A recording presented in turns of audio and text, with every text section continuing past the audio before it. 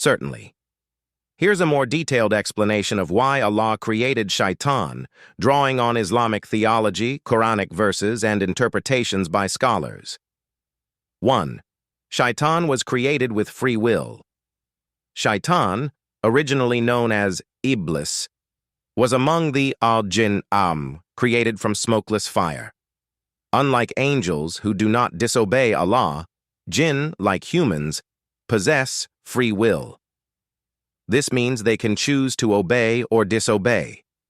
And a mention when we said to the angels, "Prostrate to Adam," and they prostrated, except for Iblees. He was of the jinn and departed from the command of his Lord. Qur'an 18:50. Iblees chose arrogance over obedience, refusing to bow to Adam because he believed he was superior, made of fire, while Adam was made of clay. 2. Shaytaan's role in the divine test. One of the central purposes of life in Islam is being tested. Do people think that they will be left alone because they say, "We believe," and will not be tested? Qur'an 29:2. Shaytaan is not just an enemy, but a tool in the test. He tempts, whispers, and tries to mislead, but he cannot force anyone. His existence allows humans to exercise free will and choose righteousness over sin. 3. Allah's wisdom in allowing his existence. After being cast out, Iblees asked for time until the day of judgment to lead humans astray. Allah granted it. Iblees said, "My Lord, reprieve me until the day they are resurrected." Allah said, "So indeed, you are of those reprieved." Qur'an 15:36-37.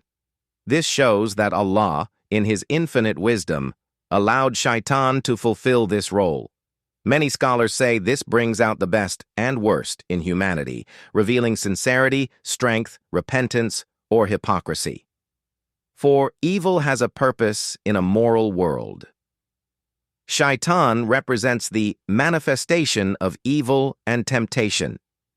Without the existence of temptation or sin, concepts like repentance, tawbah, patience, sabr, and striving, jihad al-nafs, struggle against the soul, would not be meaningful. Indeed, Shaytaan is an enemy to you, so take him as an enemy. He only invites his party to be among the companions of the blaze. Qur'an 35:6. The command to take him as an enemy emphasizes human responsibility and the importance of resisting his whispers. 5. Mercy, guidance, and justice. While Shaytaan misleads, Allah never leaves humans without guidance.